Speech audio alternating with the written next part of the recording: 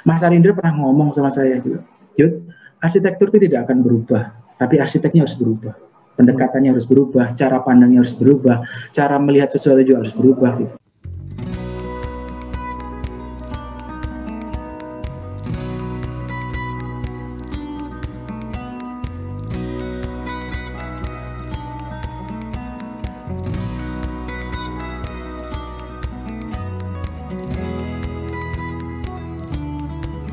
Selamat siang Bapak Ibu dan rekan-rekan.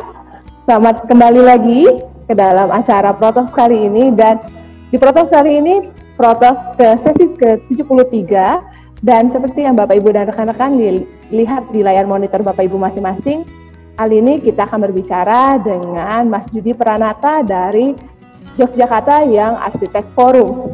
Sebelum masuk ke pembahasan mengenai buku pandemik ini yang sudah mungkin teman-teman lihat sering di Instagram, bolak-balik muncul di story atau di feed-nya. Jadi kita masuk dulu nih mengenai awal terbentuknya YAF ini, Mas Yudi. Sebenarnya YAF sendiri itu salah satu yang mencetuskan bukan saya sebenarnya.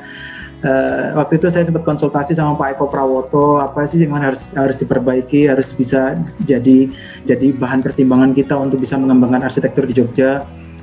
Pak Eko sampaikan ke saya ada 3, Mas, yaitu bagaimana kita bisa memperbaiki 3 pattern paling besar di Jogja. Satu adalah birokrasi, akademisi, dan praktisi.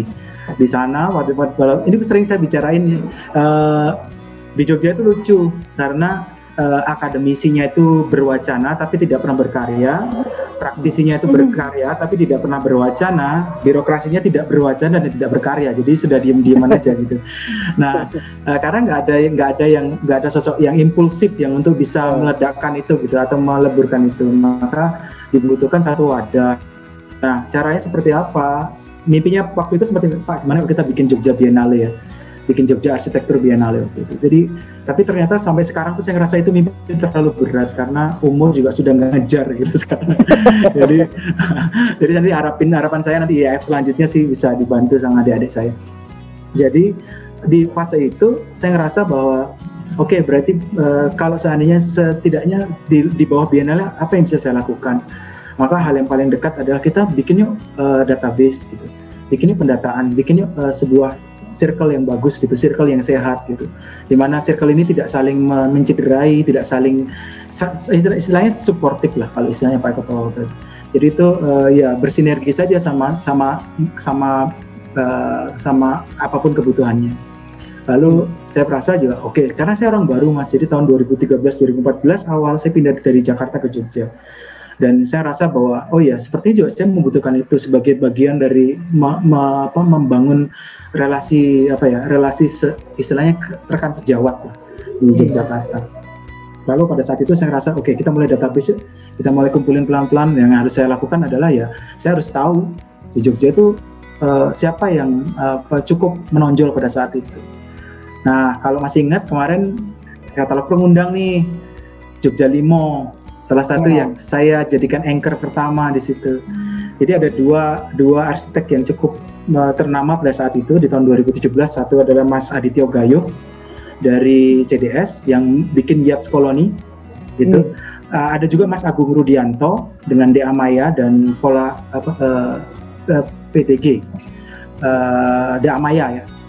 Lalu ada terakhir adalah Jogja Limo. Maka orang-orang yang ini adalah sepertinya yang harus saya rangkul untuk kita bikin anchor bersama. Maka di tahun 2017 kita bikin pertemuan pertama, Mas. Nah, pertemuan pertama itu membahas tentang apa saja sih yang bisa kita lakuin gitu, apa saja isu-isunya. Maka oh ya kalau kayak gitu kamu punya teman berapa, teman arsitek berapa, jadi kayak gitu Mas, kayak modelnya berantai. Mas Agung punya teman berapa, Mas Widi punya teman, Mas Gusma punya berapa. Ya, ini tuh konsepnya kayak MLM ya Mas ya? Betul. Boleh dikatakan gitu. Ya? Sampai akhirnya kita itu approving Mas. Jadi itu gini, setelah fase selesai itu Mas, kita sudah hampir 70 orang loh arsitek muda, ternyata banyak ya. Waktu itu awal. Bisa berarti kita bisa bikin event untuk kita bikin satu pertemuan besar. Ya. Saya maju ke depan lagi, sorry agak lompat-lompat. Ini pandemik ini buku covernya dibikinin sama Mas Andi Rahmat dari Nusae. Jadi saya senang banget sesimpel ini, tapi menurut saya banyak makna gitu, dan makanya ini akan jadi hal yang yang saya damba untuk segera dirilis gitu, karena dengan kekuatan tipografi yang dibikin sama Sandi, menurut saya buku ini cukup bisa diterjemahkan dengan baik. Jadi itu kita itu dulu tuh Mas, kita sering kumpul-kumpul sama teman-teman arsitek itu di tahun 2018 akhirnya. Jadi 2017 tadi kan kita bikin kumpulin teman-teman Mas, kita bikin namanya host cluster and networking.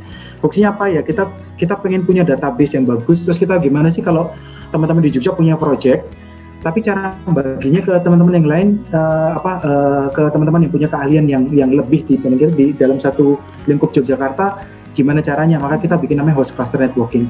Itu diinisiasi pertama kali sama Pak Joko Setiadi dari Atmajaya. Dia punya kesusahan nih Mas. Pernah dengar nggak kalau Yogyakarta itu tempat sap-sapan Mas?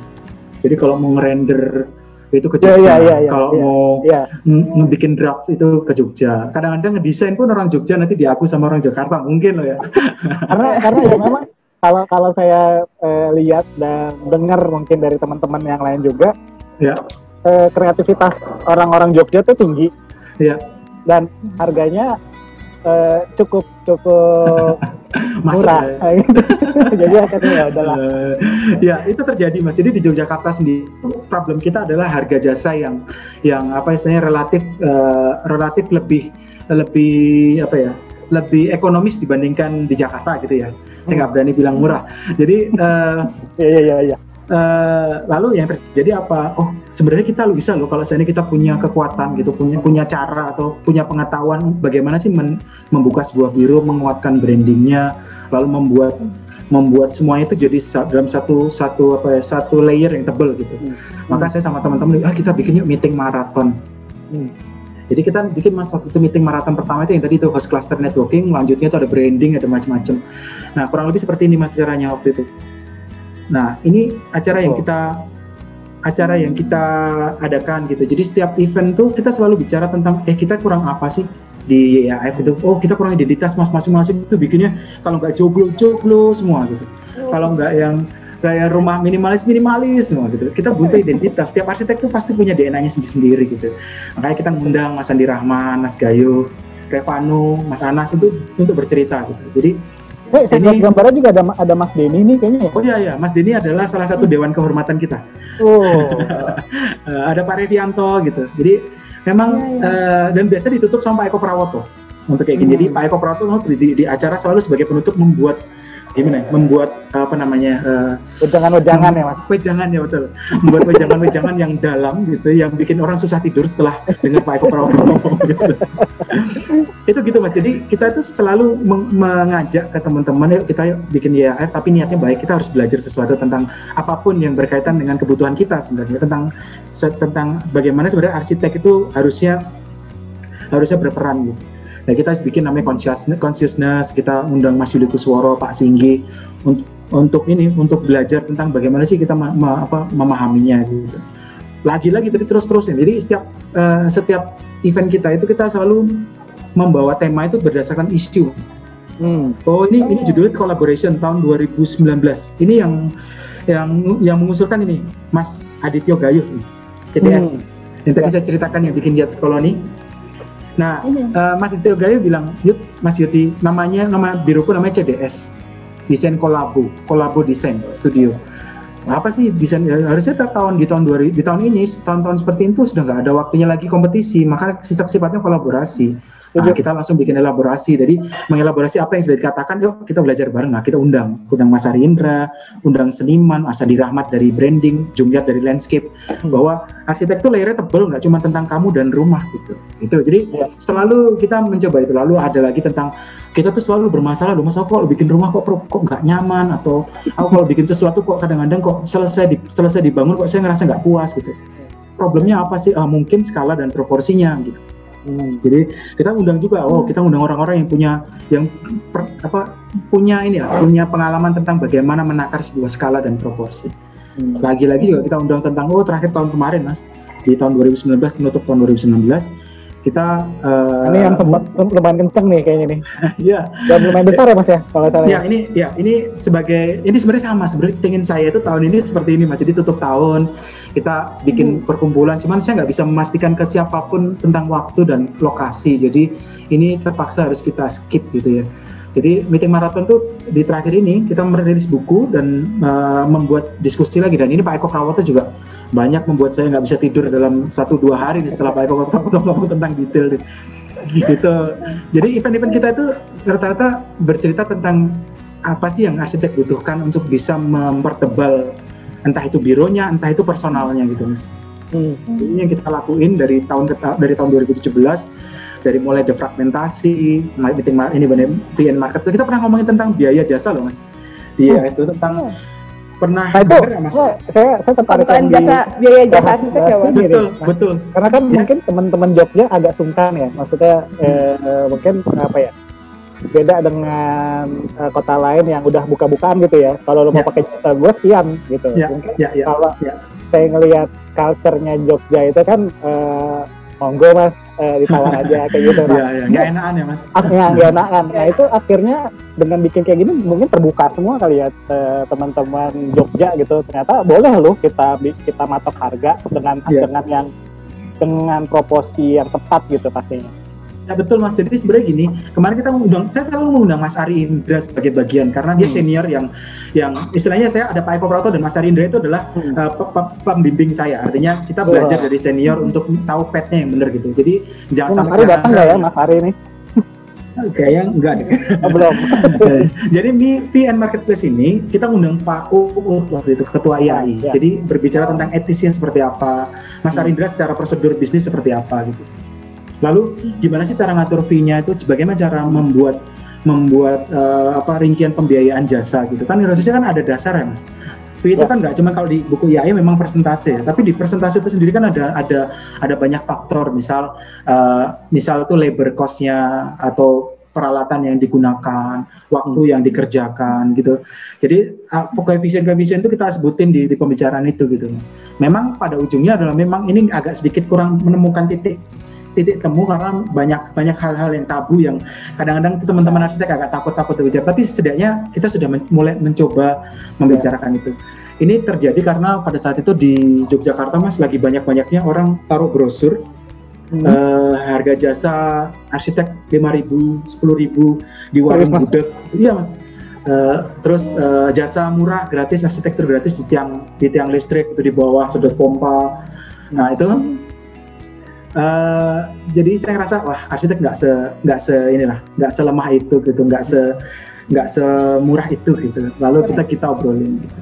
Ya itu sama. Jadi artinya dalam jangka waktu ini kita sudah melaksanakan kurang lebih sekitar 6, 7, 8 dan ini ke-9. Jadi ini penutup Mas, penutup tahun ini sebelum nanti kita ngomong tahun 2021.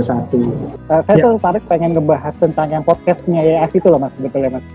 Aduh, ada Mas gitu ya. Jadi nggak ada nih, belum masuk kayak Mas ini. Nah itu sebetulnya akhirnya kayaknya kok nggak salah malah sebelum pandemi kayaknya Mas ya podcast itu ya. Jadi sebelum tren podcast itu ada, akhirnya orang berdiskusi podcast, kita bikin podcast. Tapi sebenarnya podcast itu adalah salah satu cara kita untuk mengatasi kelemahan. Dulu tuh di pertama kali kita bikin host class networking, ada Mas Kusma juga tuh. Habis itu kita bikin event pertama yang VN Marketplace itu. Kekurangan kita adalah kita nggak punya ini Mas, pencatatan atau jurnal, istilahnya kalau disebut jurnal untuk menyimpulkan, jadi untuk menyimpulkan apa gitu. Karena apa kemampuan kita apalagi saya Mas, saya itu kemampuan menulis saya itu lemah sekali gitu. Jadi mau nggak mau ini harus segera ditutupin karena kita sudah masuk ke episode ke-4 atau 5 gitu waktu meeting maraton. Jadi ayo cari cara. Nah, salah satu cara adalah kita rekam aja, lalu kita publikasikan gitu. Entah itu untuk dikonsumsi sendiri, entah untuk telaah lagi Mas gitu. Telaah lagi ke teman-teman gitu. Jadi saya rasa podcast adalah salah satu bagian yang penting pada saat itu.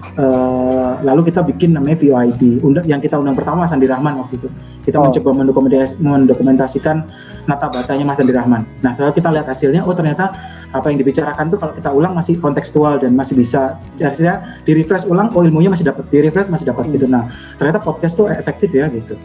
Lalu sama Mas Widi dan teman-teman ada Mas Renaldi Abdul Halid, salah satu dosen dari UTY juga. Mereka, ayo kita ngajarin anak-anak itu belajar gitu. Jadi belajar bareng, kita ngundang tentang serba-serbinya anak-anak baru lulus.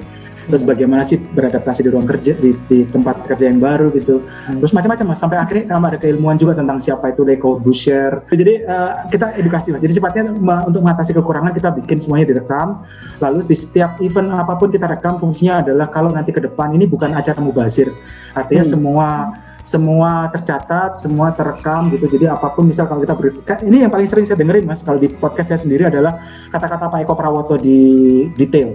Mungkin saya sudah hampir 20 kali mendengarkan Pak Eko Prawoto membuat kebijakan, tak putar-putar terus. Karena saya rasa bahwa kadang-kadang kalau dalam keadaan lost gitu ya, saya nggak tahu mau ngapain. Podcast ini saya putar, saya nggak, wah energinya balik lagi nih, wah ya Pak Eko pernah ngomong gini gitu. Saya ada manfaatnya buat saya sendiri gitu. Berarti kolaborasi antara young sama old itu masih tetap ada ya Mas? Harus karena gini Mas, saya nggak akan bisa menemukan rel, nggak akan bisa menemukan masalah, nggak bisa berpikir bijak kalau kita nggak kita hanya berpikir dari perspektif kita harus belajar juga dari, kalau senior bicara seperti apa, Mas Ari bicara seperti apa, perspektif apa yang ingin dibawa sama Mas Ari, mimpinya seperti apa, maka tugas kita ya kita cari relnya gimana bisa sampai ke sana gitu. Nah berarti dari sharingnya Mas Judi mengenai EAF nih keseluruhan, kalau dirangkum itu sebetulnya tujuan besarnya terbentuknya EAF itu apa sih Mas? Kata dasar saya yang pakai masalah encourage Mas, tentang memberanikan diri gitu. Jadi kepenginan saya itu kita tuh harus berani bersaing dalam arti ini as a business, bukan nggak dilihat sebagai tadi isunya kan Jogja itu tempat kalau mau ngerender ke Jogja aja, kalau mau ngedraft ke Jogja aja, kalau mau butuh orang struktur ke Jogja gitu. Tapi sebenarnya kita udah komplit loh di sini. Jadi kalau kita bisa bikin semacam jejaring yang kuat gitu, maka pekerjaan ini sepertinya proyek manapun gitu yang bisa di Jogja bisa kerjakan gitu. Jadi kita bisa jadi semacam banyak biro-biro yang punya kualitas yang bagus. Kepinginan saya Mas ya, jadi kita pengen sih banyak anak-anak muda sekarang nanti yang umur 30 ke atas yang mulai membuka biro dengan praktek yang benar gitu, atau biro-biro yang bisa berjalan sesuai dengan prosedur gitu. Pengen saya sih gitu. Jadi nggak ada yang lebih-lebih, saya nggak pengen menggurui yang terlalu jauh, cuman ayo berani aja gitu, mengencourage apa kekurangan kita gitu. Nah, kalau yang di YAF ini sendiri kan kalau kita melihat dari singkatannya aja udah di Yogyakarta yang Arsitek Forum. Nah, apakah hanya teman-teman yang dalam artian yangnya aja, atau teman-teman oldusnya juga boleh ikut gabung? Atau misalnya ada dari teman-teman yang lahir di Jogja atau kota asalnya Jogja itu bisa bergabung juga di Mas? Kalau spirit saya merasa tua, saya akan keluar dari YAF. Gitu. Jadi gini Mbak, sebenarnya kalau ngomongin batasan umur, sebenarnya bukan umur itu bukan jadi patokan. Arsitek-arsitek terkenal menemukan arsitekturnya di umur 40 ke atas gitu. Soulnya kemampuannya dia meningkat di umur 40 ke atas. Tapi bukan di situ, tapi bagaimana yang itu sebagai sebagai mental, sebagai jiwanya gitu. Saya rasa Mas Ari Indra pun masih saya anggap yang arsitek gitu. Karena mentalitasnya, cara berpikirnya, kejernihan berpikirnya, lalu terobosan-terobosan yang dihasilkan itu seperti anak muda gitu. Jadi melihatnya bukan tentang berapa jenggotnya lah, tentang kurus badannya atau keriput, tapi tentang pemikiran. Kalau sudah mulai berhenti dengan arsitektur, sudah mulai merasakan arsitektur adalah sesuatu yang melelahkan, maka ya saya rasa juga mungkin saya bisa sebut bahwa mungkin Anda sudah tidak muda lagi gitu. Saya rasa gini Mas, kalau saya sendiri saya juga ada etika di mana YAF sendiri bukan forum saya gitu. Saya juga sudah pernah bicara sama Pak Uut gitu. Kapanpun yang dibutuhkan, jika YAF terasa sebagai batu yang mengganggu, maka saya katakan saya juga bisa minta ke teman-teman kalau kita bubarkan gitu. Artinya saya nggak pengen ini jadi satu ganjalan. Tapi di satu sisi kita sekarang bersinergi sampai sekarang gitu, dan teman-teman dari YAF sendiri sebagian ada di organisasi terasnya di IAI Jogja, dan saya sangat bersyukur bahwa apa yang kita coba komunikasikan dari 3 tahun terakhir gitu atau 4 tahun terakhir ini ternyata ada efeknya sampai sekarang. Jadi konektivitas tentang bagaimana itu menjembatkan. Itu kan problemnya itu. Birokrasi sekarang ada jembatan, akademisi dosen-dosen banyak di IAF, praktisi juga banyak. Kalau ada problem, kayak misalnya contoh nih, praktisi punya masalah, Mas, aku ada PPAR nih. Aku ada PPAR tapi butuh praktisi yang ini. Gimana cara nyari? Kalau zaman dulu nggak ada, tapi kalau kita tinggal minta tolong IAF, kita bisa minta bantu. Mas Gusma itu salah satu yang menerima banyak anggota PPAR dari UKDW gitu. Ada beberapa juga dari DA Maya, juga ada Mas Agung Rudianto di sini, ada diwakili sama tadi Mas Teguh kayak. ada Mas Teguh gitu. Terus gitu sama birokrasi sama, jadi artinya IAI juga sama, sudah mulai dijembatani. Jadi kalau ada event apa kita selalu diminta bantukan gitu, dan teman-teman YAF juga tidak enggannya untuk bantu gitu. Berarti kalau bisa dibilang tuh IAF itu sebuah komunitas, forum, apa kumpul-kumpul ceria aja gitu? Saya sebutnya namanya support system, Mas. Jadi support system, dan ini isinya cuman inisiator Mas. Jadi itu kalau itu tuh kayak orang ledak-ledak. Kita kayak ini ya tahun ini ya. Tahun ini kita bikin buku aja tentang pandemi gitu, merespon pandemi. Itu juga diputuskan juga sebentar gitu. Dan saya tadi cerita juga Mas Bayu, Mas buku ini sebenarnya mau nggak jadi loh. Tapi karena Mas Arif Isra Widianto, salah satu arsitek dari ICTLA, waktu itu dia di Inggris gitu. Tahu-tahu dia transfer dana ke tempat saya gitu. Mas ini bukunya terusin, aku mau lihat mock-up-nya.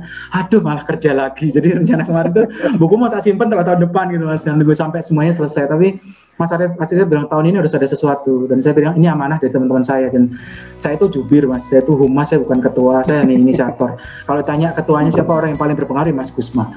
Jadi saya ngerasa bahwa tugas saya adalah mewakili teman-teman, apapun yang diisukan, yang dikehendaki, saya coba.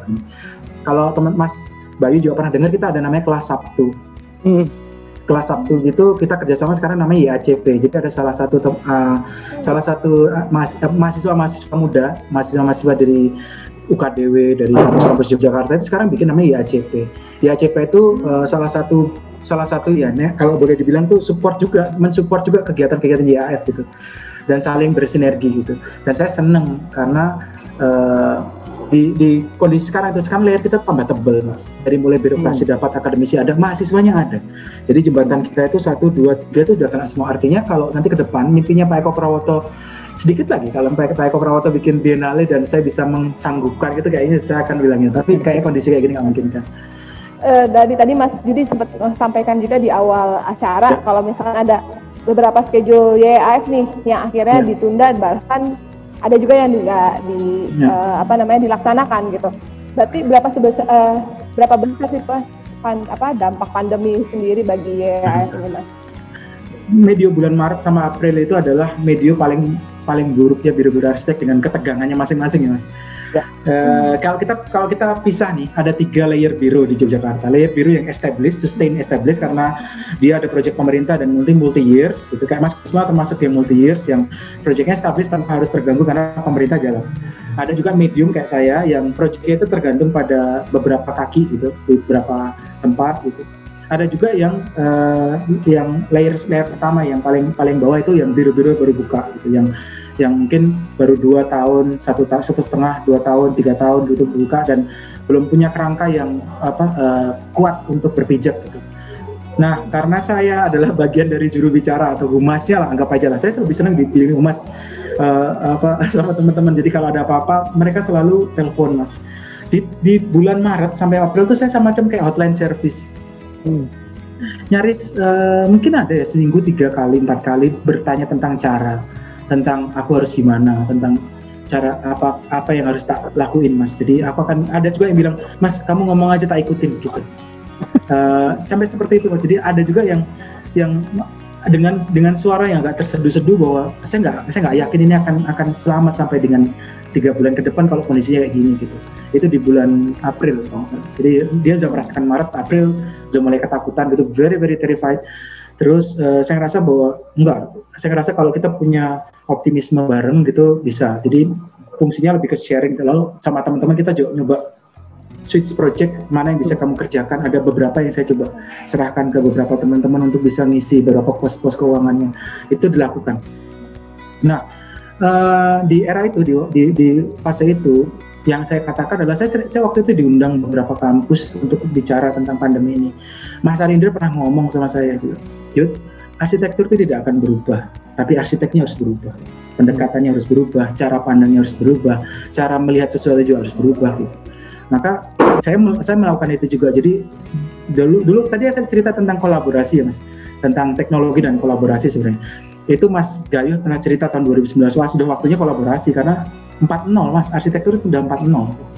Sekarang apa yang harus dilakukan, sudah kolaborasi, sudah ada teknologi. Kalau kita sebenarnya sudah tahu tentang kolaborasi dan tentang teknologi, isu sekarang adalah tentang kesehatan gitu. Jadi teknologi loh, kalau orang bilang pakai Zoom baru sekarang, loh kita sudah dari tahun 2019 sebelum pandemi. Saya melakukan bisnis juga sudah dari lama, saya sudah ajarkan teman-teman juga waktu itu bahwa bisnis saya nggak di Jogja mas, bisnis saya ada di luar kota. Nah, dan itu yang membuat saya survive sampai sekarang gitu. Jadi hal-hal seperti ini menjadi bahan kajian saya sama teman-teman bahwa kita harus punya step baru nih. Lalu kita ngumpulin nih teman-teman kemarin di tahun bulan Maret April, saya ngundang mahasiswa, ngundang arsitek dari Bandung, dari Surabaya, dari Inggris juga, dari Jakarta gitu untuk bicara tentang pandemi. Mas, kita harus gimana? Nah, di situ saya dapat kesimpulan baru. Mas, kondisi seperti bulan Maret April ini adalah arsitek nggak bisa berbuat apa-apa kecuali satu. Apa itu? Ini namanya idle. Namanya masa idle. Idle itu kayak orang tuh slip coupling mas, ditanjakan tuh slip coupling. Nanjak nggak bisa turunnya, tapi kalau dilepas ya mundur gitu. Jadi harus gini, slip coupling. Nah, yang harus dilakukan ya riset gitu. Jadi kita idenya apa ya, kita bikin riset yuk, bikin sesuatu yang menarik gitu. Maka pada saat itu saya mencoba membuat banyak riset mas. Kalau diperhatikan lagi di Instagram saya kan ada tentang arsitektur over pandemic gitu. Tentang bagaimana sih arsitektur berbicara, arsitek sendiri sebagai arsitek itu, arsitek nggak berubah, arsitektur nggak berubah, tapi arsiteknya mencoba membuat cara pandang baru melihat konteks yang ada gitu. Nah, di masa ideal itu saya dapat banyak ilmu gitu. Nah, itu berhasil. Jadi kalau saya tidak mengadakan diskusi pada saat itu di VOID tentang pembicaraan kita melawan pandemi ini, maka sepertinya saya akan blank aja gitu. Jadi cuma ya bertahan aja, nunggu gitu. Nah, selanjutnya saya pengen ngomongin yang karya terakhir YAF sih mas. Ya. Nah, tadi di awal kita sempat sounding bahwa karya terakhir YAF adalah sebuah bilangnya tuh buku atau kalau saya lihat di Instagram tuh istilahnya box set launch. Ya. Yang YAF pandemic box set launch itu. Nah, itu apa sih mas sebenarnya? Ya, gini mas. Sebenarnya kalau kita nggak kena pandemi ini, saya pengen ngasih hadiah buat teman-teman saya di Yogyakarta yang ikut mengkontribusikan buku ini ya mas ya. Jadi itu kita tuh pengennya itu biasanya tahun kemarin kita fully support by sponsor, tapi kan tahun ini saya nggak bisa menjanjikan waktu, nggak bisa menjanjikan tempat, maka pembiayaan juga saya nggak bisa pastikan. Artinya akhirnya saya harus bicara apa adanya sama teman-teman saya, yaitu bahwa kita kayaknya nggak bisa, ini kita harus bayar gitu, buku ini harus bayar, box set ini harus bayar. Tapi saya usahakan bahwa box set ini tidak akan merugikan kalian gitu, karena semua yang intinya adalah tentang bukunya, bukan tentang konten di dalam box set selain buku gitu. Ini cuma kita kemas ini sebagai kayak semacam seserahan ya, mas? Kalau seserahan. Tapi boleh juga. Jadi akhir tahun ini rencana itu kita mau bikin ya, mas kalau orang Natal tuh bikin kayak parcel lah ya. Buat teman-teman ini akhir tahun ini karyanya seperti ini, jadi jangan kecil hati bahwa tahun ini tuh kita masih punya tonggak gitu, masih punya milestone yang bisa kita lewati bareng-bareng gitu. Ini kita lakuin setiap tahun kemarin juga sama ya, kita ada buku namanya Detail ya. Jadi buku Detail itu juga sama tentang karya-karya teman-teman gitu. Jadi apa sih yang pengen dituju dari sini? Jadi yang saya pengen sih teman-teman di kondisi pandemi kayak gini jangan berhenti berpikir dan berinovasi. Sekali lagi saya bilang, arsitektur tidak berubah, tapi arsiteknya mungkin berubah dari cara berpikirnya. Maka buku pandemi ini merangkum atau menunjukkan varian-varian apa yang dilakukan teman-teman arsitek Jogja dan luar Jogja. Ini di sini ada Mas Andi Rahman, ada Angkasa Arsitek, ada Nusai juga ikut, ada siapa ya di Jakarta ada Aksen Studio, ada Mas Mande, Mas Januar ya. Iya. Mas Januar juga ikut gitu. Terus di Bali juga ada SAL Asia. Artinya buku ini kita mau orang Bali mikirnya kayak gini, orang Jakarta kayak gini, orang Bandung kayak gini, Jogja juga ada banyak ide-idenya tentang pandemi, merespon pandemi ini. Jadi kita semacam bikin spark ide-ide kecil. Dan sebenarnya buku pandemi ini mas, sebelum pandemi ini ada namanya kita kerjasama dengan ACYA, Asian Conference of Young Architects. Jadi waktu itu kita bikin YAF bersama dengan ACYA, kita bikin kompetisi desain. Kompetisi desain arsitektur dengan site yang kita sudah tentukan kurang lebih seperti apa, terus lalu diperlombakan. Waktu itu sampai itu banyak sekali mas, mungkin seluruh Asia ada mas. Seluruh Asia ada itu di kompetisi itu gitu, dan ditemukan beberapa juaranya gitu. Nah, e-book ini sebagian adalah merangkum itu dari itu. tapi sebagian adalah ide-ide baru. Gitu. Oh, makanya kenapa istilahnya book set ya Mas, box set ya, karena di sini isinya nggak hanya cuma buku, tapi mainnya adalah bukunya itu ya. Betul. Dan ya, jadi selebihnya, makanya kenapa tadi Mas Juju juga sempat bilang ini tuh kayak seperahan gitu ya. Ada buku, ada apalagi ada t-shirt, ada tote bag, ada macam-macam gitu. Iya. Seru banget Mas. Tapi memang ini bukan project cari untung ya Mas ya. Saya harus bilang sama sekali, bilang teman, ada yang protes Mas Yud, bikin box set kok murah amat sih, kamu nggak rugi gitu. Enggak, bukan masalah rugi untung. Ini buat teman-teman saya gitu, buat saya pribadi juga untuk kemudian bisa dicontoh adik-adik saya yang nanti gantiin saya di IAF. Jadi ini semacam kultur budaya bareng gitu. Kalau setiap tahun kita harus membuat dokumentasi, entah itu telaah, entah itu ilmu baru, entah itu apa ya, kajian-kajian baru gitu buat kedepannya bisa kita baca ulang gitu. Nah, pandemic box set ini sebagian disumbang nih Mas, yang kayak face mask itu disumbang sama namanya Lori. Jadi Mbak Dina Rosaria itu nyumbangin masker Mas dengan jahitan khusus gitu dari buat di box set. Jadi oke lah, karena disumbang dan saya nggak mau ini jadi apa? Jadi buku yang sifatnya komersil gitu. Nah, berarti kalau pertanyaan selanjutnya kan adalah kalau pengen ngedapetinnya itu gimana Mas?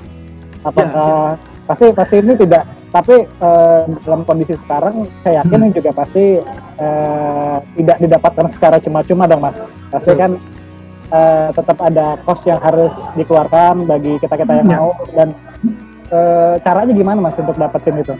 Ya, jadi gini Mas, setelah buku pertama kita kan merilis 100 buku pertama Mas, 100 buku namanya versi biru. Kita ada versi biru dan versi putih. Yang versi biru itu udah kita keluarkan 100 buku dan sudah sold out, udah keluar habis gitu.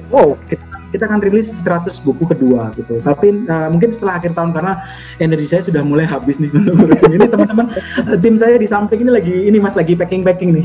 Lagi packing buku karena kita pengennya sebelum tahun baru kita sudah bagikan box set ke rumah-rumah gitu. Jadi kita antar-antar gitu. Ke teman-teman. Nah, box set ini sebenarnya kemarin kita rilis di harga 250.000. Tapi yang selanjutnya karena sebagian kayak masker akhirnya kita harus bikin sendiri, terus lalu ada beberapa bagian harus kita cetak ulang dan harganya lebih mahal. Maka yang edisi kedua kita akan cetak lagi edisi kedua tapi agak sedikit lebih mahal. Tapi saya pastikan bahwa ini bukan pekerjaan proyek untung ya Mbak, karena memang ketakutan saya adalah sebagai bagian dari komersil gitu, usaha komersil, karena pertama kali kita bikin buku kan tadi saya bilang disumbang sama Mas Arif Israel gitu. Jadi kalau ini terus aku komersilin, aduh muka saya taruh mana gitu. Tapi banyak banget ya. Kira-kira yang kedua kira-kira yang kedua kapan nih keluarnya Mas untuk box set yang kedua? Karena kebetulan di sini Bu Alfa juga pun nanya nih. Pandemi box set di mana? Pandemi box set itu kita akan rilis lagi mungkin di awal Januari Mbak. Tapi memang di 100 kedua. Jadi kayak kemampuan saya tuh karena pekerjaan dana talangan istilahnya Mbak ya. Jadi kayak harus cetak dulu gitu segala macam, dan kita kelihatannya awal tahun depan kita sudah mulai rilis lagi dengan jumlahnya cuma 100 terakhir gitu. Jadi cuma 100. Jadi 100 biru, 100 putih gitu. Rencana kita akan cetak itu gitu. Bedanya apa Mas, yang warna biru dan putih Mas? Nggak ada bedanya, cuman nanti di ini aja Mas, nggak ada yang beda sih, cuman yang di cover setnya aja. Jadi kita tahu. Karena nanti ada nomor serinya Mas. Jadi di book set sendiri punya serial numbernya, punya seri cetaknya Mas. Keren. Langsung mau ada yang pesen tuh Mas. Halo Bu Alfa. Bu Alfa siap-siap ya Bu. ya terima kasih. Bulan Januari nanti bisa kabarin. Ya siap saya coba nanti masukkan prioritas. Nah ini kayak tadi Mas cerita tentang, ini lucunya Mas, tadi saya cerita tentang ini ya, buku ini ya, ada cerita dari Mas Andi Rahman tentang kantornya dia gitu, tentang recondition namanya. Jadi ini paling sering kalau Mbak Aziza pernah ke Surabaya, ke Sidoarjo, mampir ke Mas Andi Rahman, ini kantornya beliau gitu. Dan sekarang berubah fungsi karena kondisi pandemi ini. Nah ini ide-ide kadang-kadang keluar. Jadi kadang-kadang nggak cuma ngomongin tentang karya-karya yang desain aja Mas, tapi kadang-kadang merespon misal kantornya dia sendiri gitu, merespon ruang kerjanya gitu. Ini salah satu yang ditampilkan sama Mas Andi Rahman di proyeknya dia. Jadi ada beberapa yang semenjak pandemi akhirnya berubah fungsi ya dari proyek-proyek mereka sendiri gitu ya Mas. Iya, jadi saya senangnya gini Mbak, teman-teman saya kayak Atelier Larasati gitu ya, itu salah satu arsitek di Jakarta yang saya mintain tolong Mbak, kan punya karya di Siloam ya, yang merespon rumah sakit barak tambahan apa ya di Siloam itu. Siloam atau San Carlos ya, saya lupa. Jadi itu disubmit ke kita gitu, dan saya ngerasa bahwa apa yang disampaikan Mbak Larasati kayaknya menarik sekali untuk di kajian buku, dan ini mungkin nanti bisa dibaca di bukunya ya. Maksudnya saya kirimin ke katalog. Jadi di sini kemampuan teman-teman arsitek saya, teman-teman sejawat saya itu macam-macam Mas. Jadi variannya cara berpikir beda. Dan kadang-kadang saya juga nggak habis pikir, oh iya ya, ternyata gini ya cara mikir kalau kondisi pandemi ya, saya baru tahu gitu. Jadi bukan tentang ide kayak rumah ya. Kalau saya misal bikin seri, saya bikin tanah kosong, terus saya bikin rumah A, B, C, bikin ini kan baca. Tapi ini enggak. Kadang-kadang ada satu biro yang cuma bikin tempat cuci tangan misalnya gitu. Atau bikin ruang publik, komunal publik yang agak sedikit, loh ini kok kayak gini jadinya kok nggak kayak ruang publik, oh ternyata maksudnya gini. Jadi ada banyak hal di buku pandemi ini yang saya pelajari, ternyata oh iya ya, ternyata apa yang dia pikirkan ternyata ya masuk akal juga setelah kita telah apa yang dipinginin gitu. Mas Yudi sempat share salah satu yang berkontribusi di buku Pandemic YF ini adalah Mas Andi Rahman. Nah, kalau boleh tahu Mas, siapa lagi aja Mas yang berkolaborasi atau bergabung untuk untuk menjadi memberikan pikiran-pikiran atau masukan-masukannya di dalam buku ini Mas. Pasti kan banyak teman-teman YF atau mungkin dari senior arsitek yang lain yang ada di sini. Ya. Jadi total gini Mas, total itu kalau dari catatan saya, ini kontributornya adalah 32 biro arsitek. Kalau boleh saya sebutin satu-satu, mulai dari A+A, Accent Studio, AGDS, Agratama, sampai dengan Bondan Prehestomo Arsitek. Jadi kita ada 32 arsitek, plus ada kajian awal dari Mas Ari Indra. Mas Ari Indra dengan karyanya dia mencoba menelaah hal yang baru dari pandemi ini, dan penutupnya dari Pak Eko Prawoto. Jadi secara total kita punya sekitar 34 karya. 33 dan 34 itu penutup dari Pak Eko Prawoto tentang pandemi. Seru banget ya, berarti kita bisa ngebayangin bahwa di dalam buku ini tuh ada 34 pemikiran dari senior dan juga teman-teman konsultan pada saat masa pandemi COVID ini. Gimana caranya, bisa dibilang salah satu trik survive juga nggak sih Mas sebetulnya? Ya, jadi gini Mas, beberapa yang disajikan sama teman-teman ini itu salah satu hal yang tadi sebagian itu sifatnya riset, sebagian project real, sebagian perbaikan, sebagian mereposisi kayak tadi Mas Andi Rahman gitu. Jadi menurut saya ini memang benar-benar merespon apa yang ada situasi sekarang gitu, menjadi bagian dari strategi biro untuk memperbaiki ini, menyiapkan langkah-langkahnya untuk selamat dari pandemi Mas. Ini salah satu bagiannya. Dan saya ngelihat Mas kayak termasuk Mas Gusma deh. Mas Gusma mungkin banyak pekerjaan urban ya, penataan kota segala macam gitu. Tapi di buku ini Mas Gusma lucu. Dia justru mempresentasikan rumah malahan. Yang apa Mas? Sorry? Desain rumah Mas. Jadi justru skalanya itu kecil gitu. Jadi melihat Mas Gusma dari perspektif lain, dari desainnya dia. Jadi dia dan timnya mencoba membuat desain atau kajian rumah tinggal gitu, merespon pandemi. Dan menurut saya, oh iya ya, ini juga hal yang menarik. Orang yang punya skala besar, saya dulu mikir orang-orang urban tuh kalau ngerjain skala gede mungkin gampang ya. Pas dia lari ke skala kecil pasti keteteran. Ternyata enggak juga. Dia kuat gede, kuat kecil, saya nggak tahu ini makannya apa gitu Mas Gusma. Kayak udah disikat semua ya, bagian kecil, proyek kecil, terus aku gimana gitu kalau Mas Gusma semua pakai gitu. Malioboro dikerjain Mas Gusma, tubuh Mas Gusma, aku ngerjain apa? Kios. Dan di situ pun saya sempat lihat ada beberapa arsitek yang dari Jakarta juga, maksudnya di luar Jogja, yang ikut berkolaborasi di buku ini ya Mas ya. Dan mereka pun akan maksudnya menyumbangkan dan mengirimkan suatu karya yang sudah terbangun kah, atau memang yang masih desain kah yang dimasukin ke dalam buku ini Pak? Campuran Mbak. Jadi ini campuran. Ada sebagian karya yang terbangun, sebagian karya yang sifatnya itu bahkan cuma riset Mbak. Bahkan cuma semacam ngasih penawaran berpikir aja gitu. Jadi memang saya bilang sama teman-teman, ayo skalanya kita bebas, mau mulai dari urban sampai ke handle pintu aja saya nggak apa-apa gitu. Karena arsitektur kan gini Mas, kalau Mas Hermawan Dasmanto ngomong sama saya waktu dulu, kalau kamu punya ada satu project rumah itu dan rumahnya sudah bagus, kamu apa yang harus kamu lakukan? Ya sudah, mungkin dindingnya kurang bagus. Kalau dindingnya udah bagus, ya mungkin pintunya kurang bagus lah. Kalau pintunya udah bagus, ya mungkin handle pintunya yang perlu kamu desain, ya cuma segitu aja gitu. Karena arsitektur itu bukan semata-mata tentang merombak sesuatu kan, tapi melihat sesuatunya sebagai satu komposisi yang utuh gitu. Kayaknya bagi teman-teman yang tertarik nih, kayaknya menurut saya sih kurang Mas. Jadi edisi yang pertama 100 eksemplar Mas ya. Terus edisi yang selanjutnya yang akan keluar di 2021 berarti 100 eksemplar juga Mas. Iya, 2001 100 aja sih Mas. Kayaknya cuma itu aja Mas. 100 dan 100. Dan itu fix. Udah berarti kalau di total ada 200 eksemplar set dari Pandemic aja dong yang akan nanti dikeluarin GAF di tahun ini.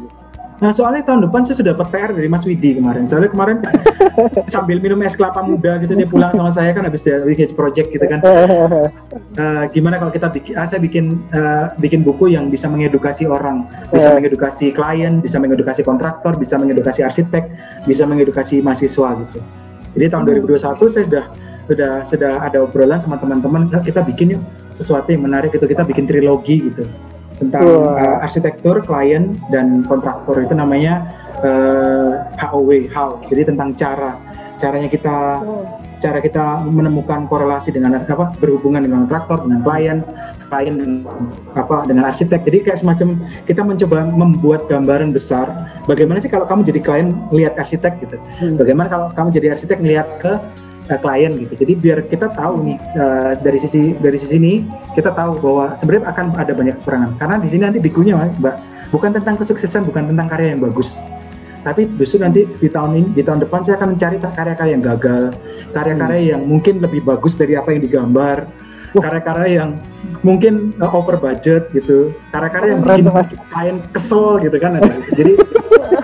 Jadi pengen saya gitu. Jadi tahun ini how. Jadi tentang belajar bareng. Jadi kalau kamu sudah menemukan masalahnya, maka kalian harus berpikir. Buku ini harus semacam mengajak berpikir kita tuh. How to manage gitu. Dan apakah seri book set Pandemic ini adalah salah satu dari trilogi itu, Mas? Apa tidak lagi nanti? Enggak, karena kita udah sampai 9 dari. Jadi tahun depan itu sudah trilogi. Jadi bukan tentang ini lagi, tapi tentang bagaimana sinerginya tadi itu Mas. Gitu nanti mungkin untuk rekan-rekan yang sudah hadir untuk mengetahui informasi selanjutnya mengenai box set Pandemic yang kedua bisa mengikuti Instagramnya YAF, dan nanti juga bisa atau bertanya langsung kepada Katalog Pro juga nanti bisa kita bantu seperti itu. Dan sekali lagi terima kasih kepada Mas Yudi atas waktunya, informasi ilmunya juga.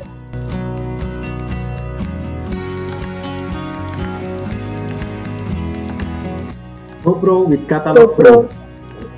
Oke. Terima kasih Mas Yudi.